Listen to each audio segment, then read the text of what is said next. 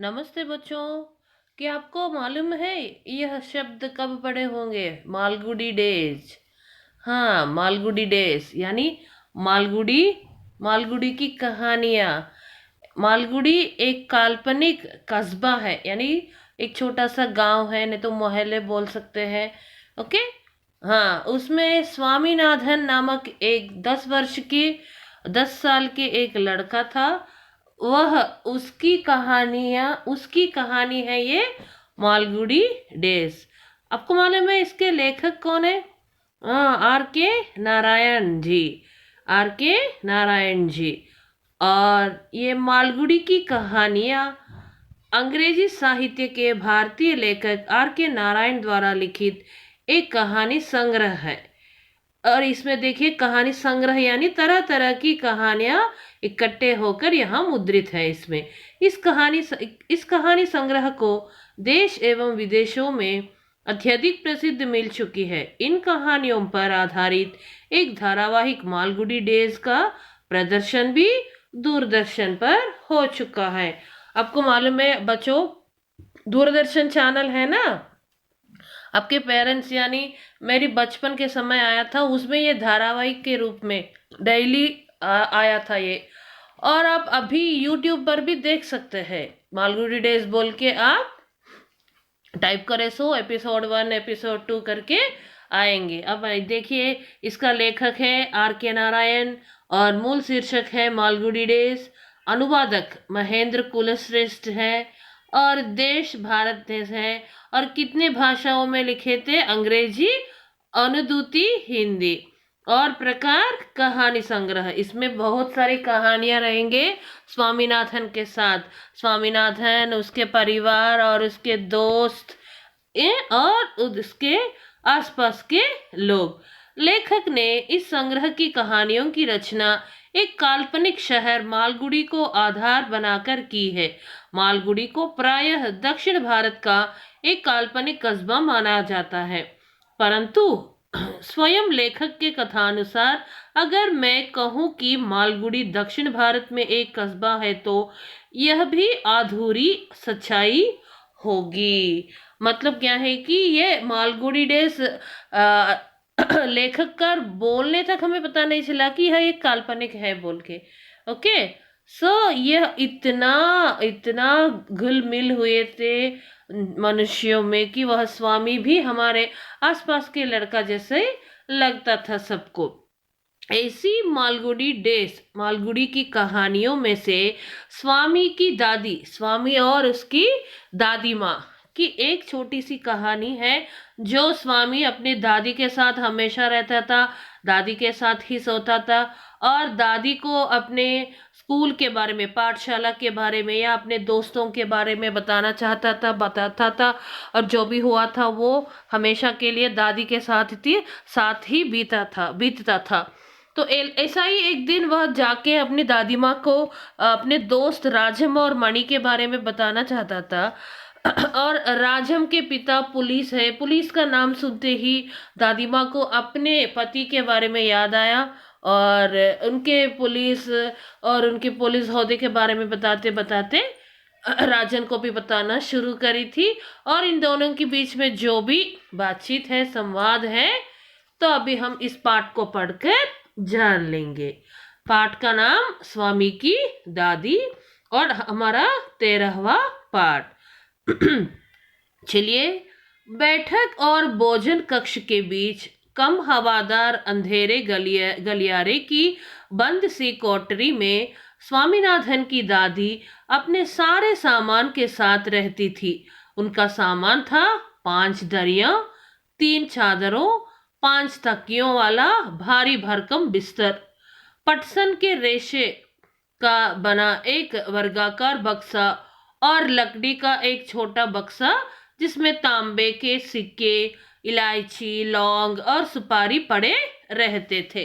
स्वामीनाथन के घर में बैठक यानी लिविंग रूम और भोजन के कक्ष यानी डाइनिंग रूम, इन दोनों के बीच में एक छोटी सी वरांडे जैसा था और कम हवादार, हवा इतना नहीं पहुंचेगा और रोशनी भी कम आएगी, तो उसमें दादी रहती थी।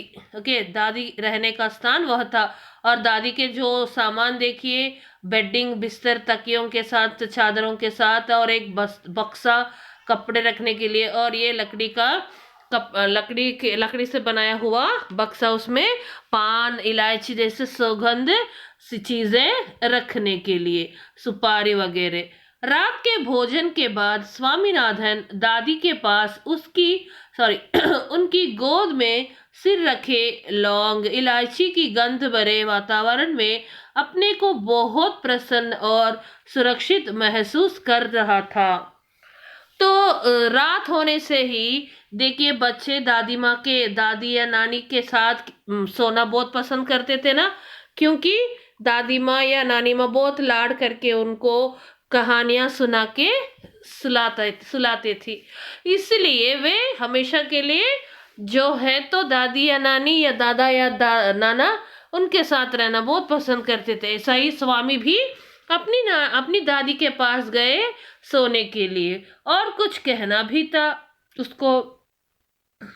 बड़ी प्रसन्नता से भरकर वह बोला अपनी दादी से, ओह दादी, तुम नहीं जानती राजम कितनी ऊंची चीज है। उसने दादी को राजम और मणि की पहले दुश्मनी और फिर दोस्ती की कहानी कह सुनाई। तो पहले क्या हुआ था, राजम और मणि के बीच में बहुत झगड़ा वगड़ा हुआ था। दादी बहुत लड़ते थे वे लोग, लेकिन बाद में पता नहीं राजम और मणि दोस्त हो गए करके वे बड़ी उत्सुकता से, उतावला से अपनी दादी माँ से बोल रहा है। तो तुम्हें पता है उसके पास सचमुच की पुलिस की वर्दी है, स्वामीनाथन बोला, और बड़े आश्चर्य से अपनी दादी से ऐसे कहा कि पुलिस यूनिफॉर्म है। वर्दी यानी क्या है, यूनिफॉर्म, पुलिस के कपड़े है, ड्रेस है, दादी करके बोला। सच, उसे पुलिस की वर्दी क्यों चाहिए, दादी ने पूछा। उसके पिता पुलिस अधीक्षक है, वह यहाँ की पुलिस के सबसे बड़े अफसर है। दादी काफी प्रभावित हुई। देखिए, पुलिस की वर्दी क्यों है उसके पास, पूछे तो क्या बोला स्वामी कि राजम के पिता पुलिस अधीक्षक है, मतलब अधिवेशन करने वाला, मतलब देखभाल, यानी पुलिस ऑफिसर है, कमिश्नर जैसे। ओके, बड़े ओहदे में थे। तो पुलिस की बात ही सुनने से राजन के स्वामी की बातों में बीच में आई थी दादी, और आके क्या कह रही है देखिए। दादी काफी प्रभावित हुई। किन की बातों से प्रभावित हुई, स्वामी की बातों से। उनका सच में काफी बड़ा दफ्तर होगा। उन्होंने उनका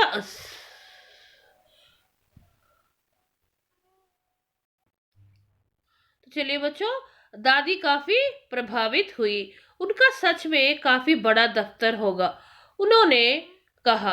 फिर उन्होंने उन दिनों की कहानी सुनानी शुरू की जब स्वामीनाथन के दादा रौबदार सब मजिस्ट्रेट थे, जिनके दफ्तर में पुलिस वाले कांपते हुए खड़े रहते थे। उनसे डरकर खूंखार से खूंखार डाकू तक भाग खड़े होते थे।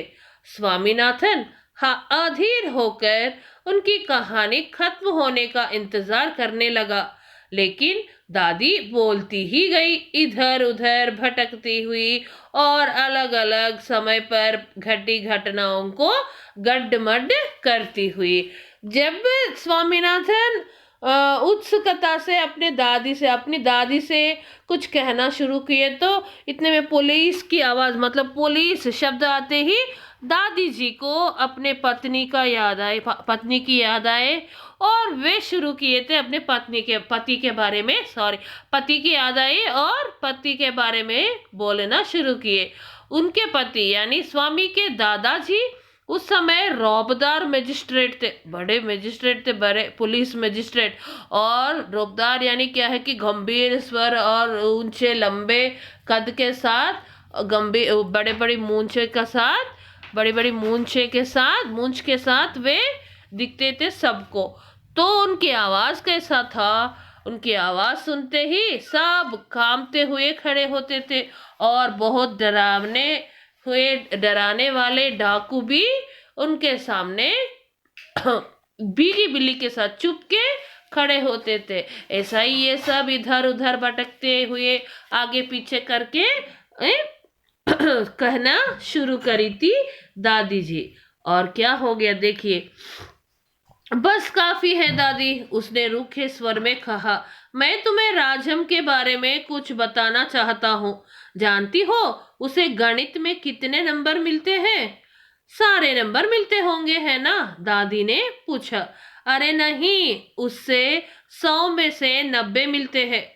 चलो अच्छा है, लेकिन तुम्हें भी मेहनत करके उसकी तरह नंबर लेने चाहिए। तुम्हें पता है तुम्हारे दादा कभी कभी ऐसे उत्तर लिखते थे कि परीक्षकों को भी चकित कर देते थे।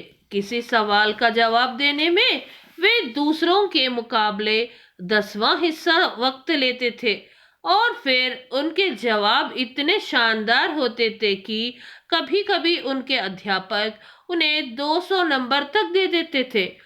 जब उन्होंने एमए किया तो उन्हें इतना बड़ा मेडल मिला था। मैं कई सालों तक उसे गले में पहनती रही। पता नहीं मैंने कब उसे उतारा। हाँ, जब तुम्हारी बुआ पैदा हुई। नहीं नहीं नहीं, तुम्हारी बुआ नहीं, तुम्हारे पिता। याद आया, तब बच्चा 10 दिन का था। अरे नहीं, मैंने पहले ठीक कहा था, तुम्हारी बुआ ही पैदा हुई थी।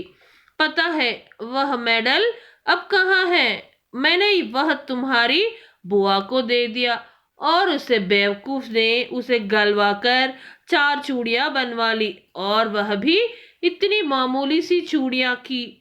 मैं हमेशा कहती रही हूँ कि हमारे परिवार में उस जैसा महामूर्ख कोई नहीं है। और ऐसा ही बोलने जा रही है दादी जी। और एमए पढ़ाई के बारे में आते ही फिर अपने पति जी के पढ़ाई की बातें शुरू करी थी कि एमए पास किए थे, और कभी कभी कुछ ऐसे उत्तर देते थे कि अध्यापक लोग उनको 100 के लिए 200 मार्क्स दिया करते थे। और एमए पास होने से उनको क्या आया? मेडल आया सोने का। और वे दादी माँ ने सोने के मेडल को बहुत साल तक पहन कर ही रही थी, जब ये दोनों स्वामी के पिता और बुआ पैदा होने तक। और बाद में क्या करी थी वह मेडल को? उसकी बेटी को यानी स्वामी की बुआ को दिया, तो वह बेवकूफ बेचारी बोल के क्या करी थी बुआ जी? हाँ, उसको गलवा कर 4 चूड़ियां बनवाई थी। उससे बहुत परेशान हुई थी दादी जी। ओके, तो आगे क्या हो गया और करके कुछ बोलने जा रहे, फिर स्वामी बीच में जाकर, अब बस भी करो दादी, तुम बेकार की पुरानी कहानियां सुनाती रहती हो। क्या तुम राजम के बारे में नहीं सुनना चाहती? तो असल में स्वामी किसके बारे में बोलना चाहता था? उसका दोस्त राजम के बारे में। लेकिन हमेशा के लिए दादी जी बीच बीच में आके उनको रोक रही है। हाँ हाँ बेटा बोलो करके दादी बोली। दादी, जब राजम छोटा सा लड़का था तो उसने शेर मारा था। सच? बड़ा बहादुर लड़का है। अब वो शेर को मारा था, लेकिन यहाँ देखिए, यहाँ भाग है, फिर यहाँ शेर है, कैसे भी हो उसकी बहादुरी दिखाने के लिए कुछ भी हो सकता है। ओके बच्चों, आप कंफ्यूज मत हो जाइए शेर और भाग के बीच में। कुछ तो भी किसी को भी वो हमारा बट परंतु वह बहुत क्या है, हाँ धैर्यवान था। बहादुर लड़का था वह। तुम यह बात मुझे खुश करने के लिए कह रही हो, तुम्हें यकीन नहीं हुआ होगा। स्वामीनाथन ने बड़े उत्साह से कहानी शुरू की। राजम के पिता एक जंगल में डेरा डाले हुए थे। राजम उनके साथ था। अचानक 2 शेर उन पर झपटे, और एक ने पीछे से हमला करके पिता को गिरा दिया। दूसरे ने राजम का पीछा राजम का पीछा किया। राजम एक झाड़ी के पीछे छुप गया और वहीं से गोली चलाकर शेर को मार डाला। दादी, क्या तुम सो गई? उसने कहानी खत्म होने पर पूछा। नहीं बेटा, सुन रही हूँ। अच्छा बताओ, कितने शेर आए थे? 2 शेर राजम पर झपटे थे, दादी ने जवाब दिया। स्वामीनाथन दादी के गलत जवाब से चिढ़ गया।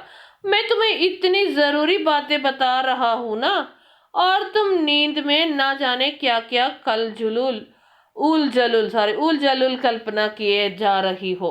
अब मैं तुम्हें कुछ नहीं बताऊंगा। मैं जानता हूं तुम क्यों ऐसा कर रही हो। तुम राजम को पसंद नहीं करती। नहीं नहीं, वह तो बहुत प्यारा लड़का है बेटा, दादी ने बड़े विश्वास से कहा। उन्होंने राजम को देखा तक नहीं था। स्वामीनाथन खुश हो गया। दूसरे ही क्षण उसके मन में एक नया संदेह पैदा हुआ। दादी, शायद तुम्हें शेर की कहानी पर विश्वास नहीं हो रहा है। मैं एक एक शब्द पर विश्वास करती हूँ, दादी ने स्वर में मिठास भरकर कहा। स्वामीनाथन को इससे खुशी हुई, लेकिन उसने चेतावनी के तौर पर जोड़ा, जो भी उसे झूठा कहेगा वह उसे गोली मार देगा। दादी ने इसका समर्थन किया और हरिश्चंद्र की कहानी सुनाने की बात कही, जिसने वचन का पालन करने के लिए सिंहासन, पत्नी और बच्चे को खो दिया, और अंत में उसे सब कुछ वापस मिल गया। उसने कहानी आधी ही सुनाई थी कि स्वामीनाथन खर्राटे लेने लगा। दादी भी रुक रुक कर बोलने लगी, फिर वह भी सो गई। देखिए, इससे क्या पता चलेगा हमें कि सच में राजम शेर को मारा था। नहीं, एक छोटा सा लड़का कैसे मार सकता है दो शेरों को। फिर भी वे क्या है कि राज स्वामी के सामने अपने बहादुरी दिखाने के लिए झूठ बोला था। वही ये मासूमी स्वामी भी आकर उसको यकीन करके वह अपनी दादी के साथ बोलने लगा। फिर भी दादी क्या कही, मानने के साथ साथ, यकीन करने के साथ साथ और सच बोलने की, सच की सुंदरता, यानी सत्य बोलने की क्या सुविधा है, क्यों अच्छा है सच बोलने में, ये सब सुनाई थी स्वामी को। और इनके साथ साथ राजा हरिश्चंद्र जी की कहानी भी सुनाई थी। ऐसा ही सुन सुन के ये कहानी के बीच में ही सोया था, खर्राटे मार मार के सोया था। ओके, तो बच्चों, आपको भी यह इससे क्या पता चलेगा कि हमेशा सच बोलने की कोशिश करना चाहिए। और कैसे भी हो, कमाल की बातें हैं तो यकीन करने तक मत जाइए, बस सुन के रहो। ओके, अपनी उम्र के हिसाब से व्यवहार करना, मतलब we should behave as per our as. उम्र के हिसाब से हमें अपना व्यवहार को ठीक करना चाहिए। धन्यवाद बच्चों।